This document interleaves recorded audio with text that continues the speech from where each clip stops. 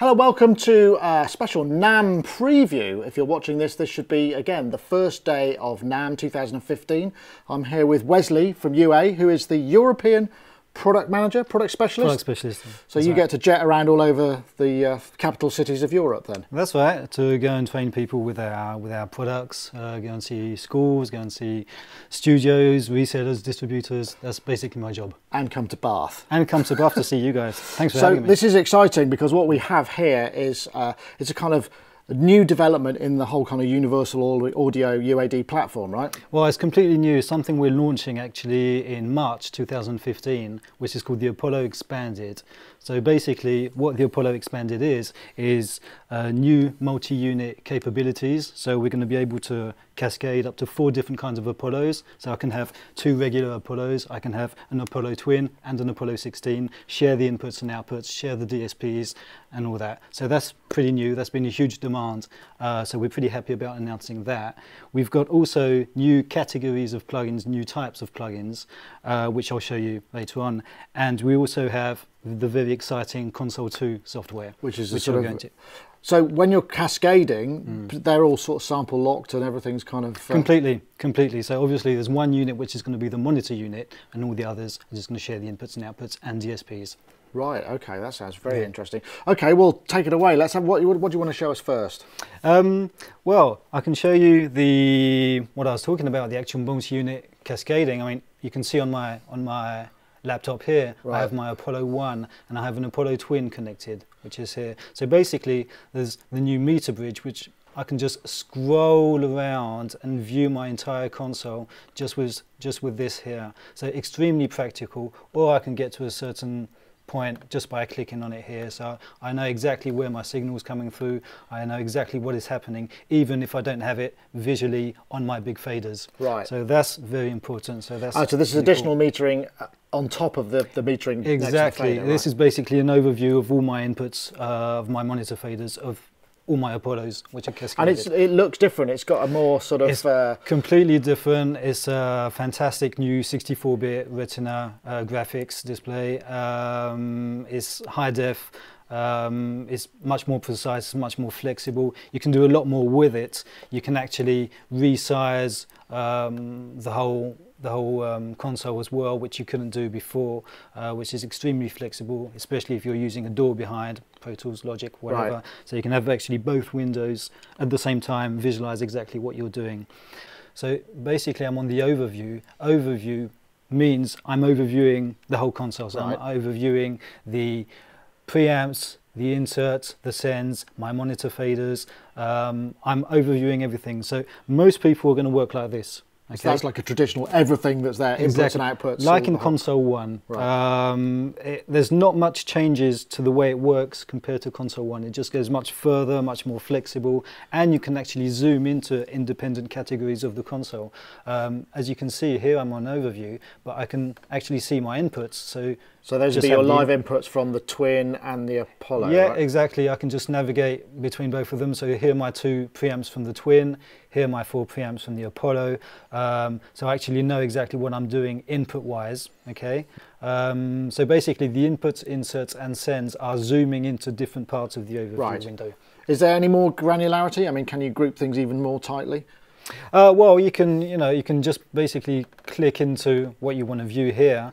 All right, so there's all individual fade channels for the sends. Well, exactly. Or if you want to go into the sends and you just want to visualize your sends, you don't want to visualize your monitor faders, which are here, you can basically just take them off. And now what you're visualizing are nice. That's a long fader. That's a long fader, and obviously you can visualize auxiliary 1, auxiliary 2, or your Q sends differently. Right.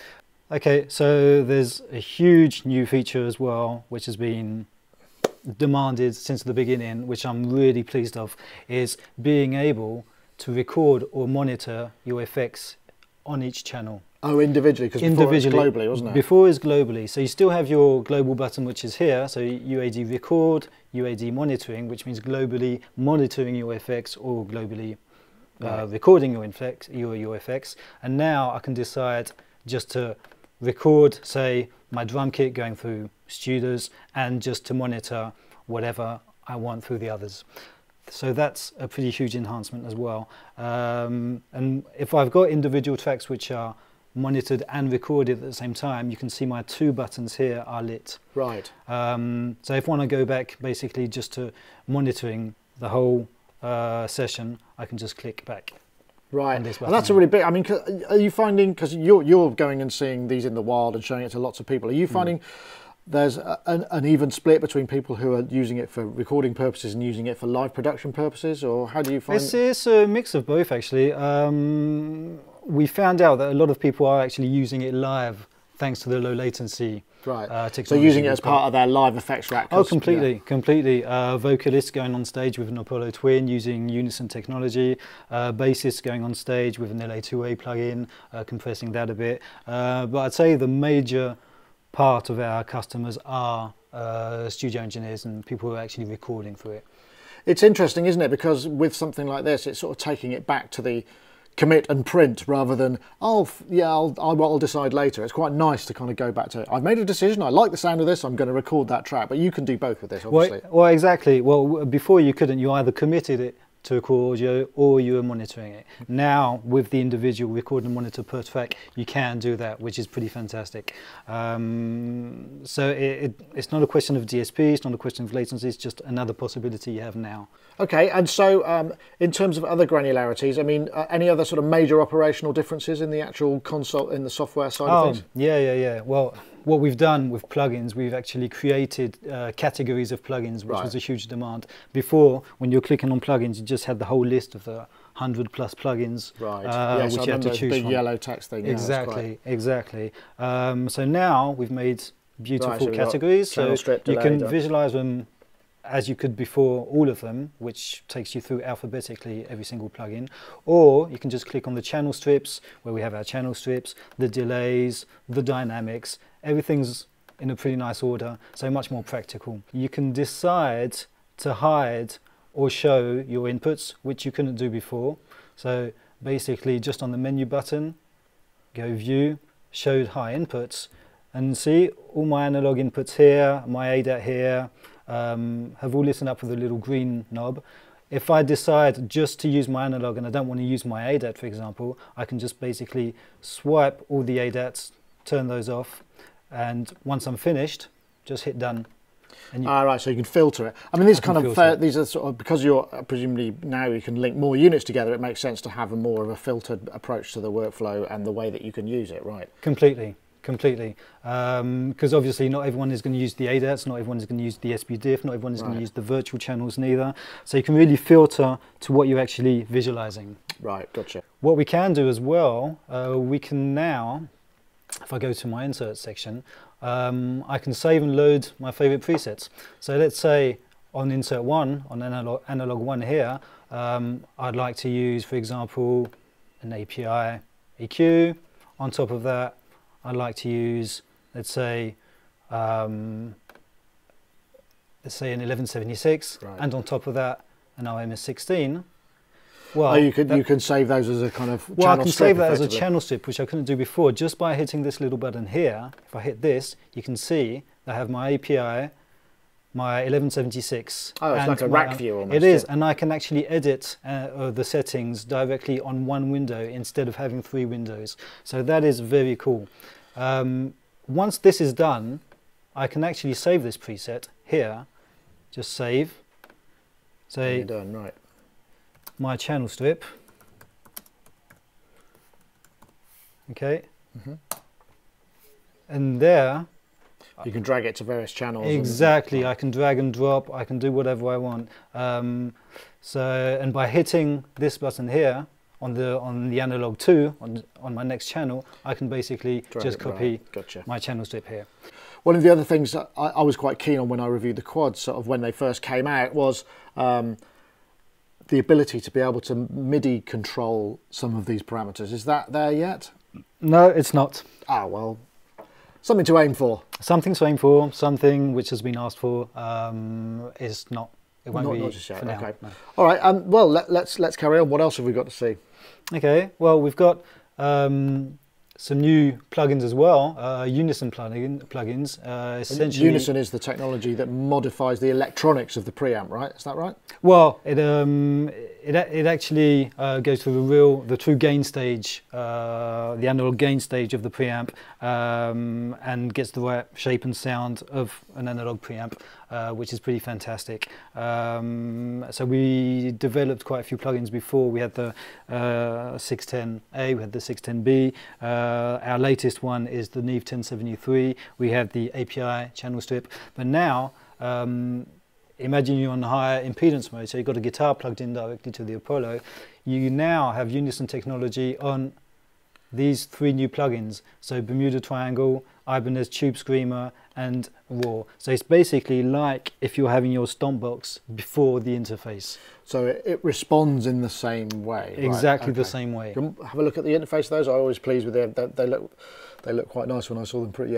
Yeah, fantastic. Nice and crusty. Yeah, nice and crusty. Well loved. And you can actually see the little image now on your insert, which you couldn't before. Is just actually the name. So here's the Bermuda Triangle. Here's the Ibanez Tube Screamer, and here's the Raw. You buy these separately when the time comes, right? Exactly. It's basically what we call the Distortion Essentials plugin bundle. Ah, okay. Yeah, which you can have. And you can see here, if I just want to remove those plugins, I have the possibility just to click on it here. So again, just usability enhancements. Usability enhancements. Same thing. If I just want to have my, once again, just take Cambridge EQ, and I want to copy that on every channel, I can basically just Alt drag, right? Yeah, just drag and so drop. It sounds like you've probably been working with a lot of users to give you this kind of insight. We want this, this, and this. Is that what's actually happening? Well, we've been listening to our users, and we've basically added more than 25 new features, which were demands from our customers, to the Apollo Expanded. Okay, so I've showed you the stomp boxes, the new stomp boxes. We do have some new plugins coming out. So oh wow! Yeah, we have the Woodworks, which is pretty fantastic. Sound Machine Woodworks. We also have some new guitar amplifiers. Okay, which is the Friedman B100 and the DS40 here. Okay. So they're kind of valve head kind of emulations, right? Oh, exactly. Yeah, developed by Brainworks. This one, and you have the GS40. There you go. So we have quite a few things. It's interesting, isn't it? That I mean, focusing a bit more on the kind of guitar performance stuff, because presumably with the low latency, it means that people are using. I mean, I know when I did the review, we plugged, we had an acoustic guitar and a ribbon mic, and I put a few things across it, and it was just so pleasing to play because it sounded so fantastic. It's just completely natural. It's like going into an analog desk or directly into an amp. You just have the natural dynamics of the guitar, the natural stroke. Everything just feels extremely natural. So obviously, we are excited about developing more and more on that platform for guitar. I guess that's the thing with the Apollo Twin. It's so sort of small and compact. and you can take it everywhere. Yeah. You can take it everywhere, play, record, play live. Extremely practical. So is there more to cover? There's some fantastic new monitoring features. We now have alternate monitoring features. So basically, we can have 3 pairs of speakers if I'm using an Apollo, a regular Apollo and Apollo Twin. Just by, if I go to settings, okay, I have alternate count, and you can see I can add up to 1 or 2 pairs of outputs. Right. Okay. So if I do that, I suddenly have change here. So you got alt output. So it's like kind of emulating the master control section of a classic console. Well, perhaps. Completely, and I have the alternate trim on 1 and 2, so I can really make the exact volume change on each pair of speakers, and I can just select basically what I'm listening to right here, and you can see the monitor color here changes color. Depending on which set of monitors. Depending on what so I know exactly what I'm monitoring. So that was a huge demand, and that is what we've achieved as well in the new version. So, I mean, coming back to kind of the live sound kind of scenario, are there any other plugins that are specifically tailored towards that side of things? Yes, pretty proud to announce the Auto-Tune, okay, Antares Auto-Tune live. Right. So that will actually pitch process on a live input with low latency. Exactly. exactly. Right. So that's one of the reasons. Something for the boy bands, perhaps? Maybe not. No, maybe well for everybody really. Everyone who uses auto-tune. It's just been a huge demand once again. So we had to develop it. We had to have that on there. Well, that's a big one. I mean, that's presumably going to be a paid upgrade. That'll be available. Is that available now, or is that coming soon? That's going to be in the Apollo Expanded software in March. Right. So this the whole Apollo Expanded idea is coming in March. It's going to be released in March. And it's a free upgrade? It's totally free. Well, the plugins are not free, obviously. The plugins I'm showing you are new plugins, okay? So they're going to be, you can buy them on our internet site from March. But the whole upgrade from Console 2 is going to be free, which is the multi-unit cascading, the Console 2. All that is going to be completely free. So Apollo users who already have Console 1, they're just going to have to download and upgrade their system. And new Apollo users are going to be directly using the Console 2. So with the Apollo Expanded, do all the devices have to be Thunderbolt 2, or can we use some of the older legacy Firewire Apollo? No, it all has to be Thunderbolt. Right, okay, yes, so Thunderbolt devices. It's a generational thing. Yes. Right, okay. Anything else? Yeah, there's we now have undo redo on basically every single thing you're applying to your console. Now we apply to settings as well? Yeah, it applies to a lot of things on the console. Right. A lot of things. Okay, very practical features on the Overview 2 on the console. It allows you directly to have access to your tempo here. For things like delays and yes, it will sync all your oscillators. It follows your tempo-based plugins such as delays, your Moog filter. Oh, that's handy. So new song, tap, tap, tap, tap. Well, exactly. So you don't have to go into any kind of settings. You have it directly displayed on the window. So that's very cool. So in terms of a live setup, what's the, if you have a completely different set of plugins and what have you, and you want to load it in, how quickly does that happen between songs? So is it a fast loading process? Oh, it's instant. It's instant. Right. Basically, if you take a session, you load it into your software. It's basically instantly.